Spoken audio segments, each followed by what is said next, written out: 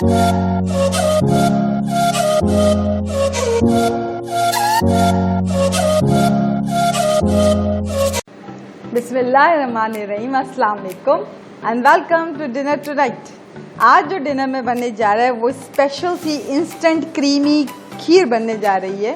खीर की रेसिपीज तो मैंने वैसे आपको बहुत सारी दी हैं और ये इंस्टेंट क्रीमी खीर है। और इसके लिए जो हमें अज्जा चाहिए, मैंने हाफ कप बासमती चावल, वैसे तो आप कोई भी चावल ले लें, इसको मैंने सोक किया पानी में और उसके बाद मैंने पीस लिया। और आप देख सकते हैं कि इसमें मैंने इलायची 3 से 4 डाल के उसको पीस लिया था।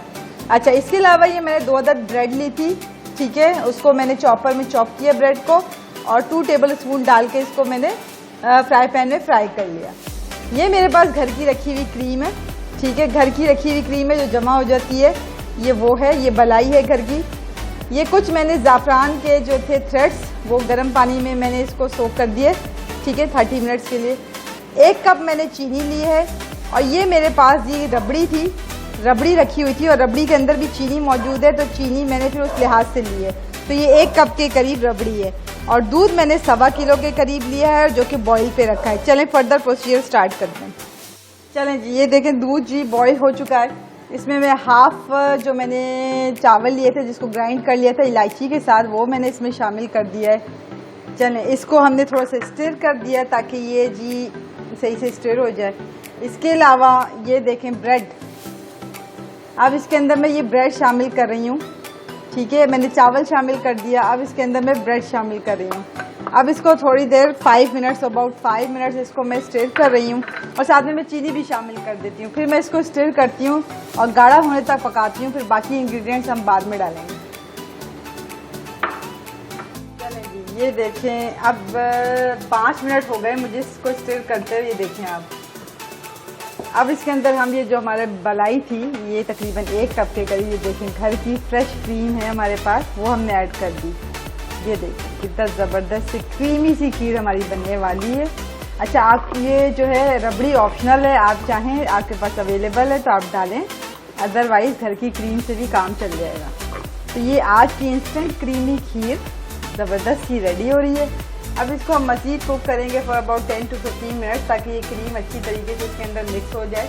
तो आप देख सकते हैं कितनी क्रीमी ज़बरदस्त सी जी हमारी खीर बन रही है। चलें इसको 10 से 15 मिनट और पकाते हैं, फिर इसमें रबड़ी शामिल करते हैं। ये देखें जी, आप इसका टेक्सचर देखें कितना क्रीमी सा बन रहा है, आप सिर्फ देखें कितना आपको क्रीमी फील हो रहा होगा।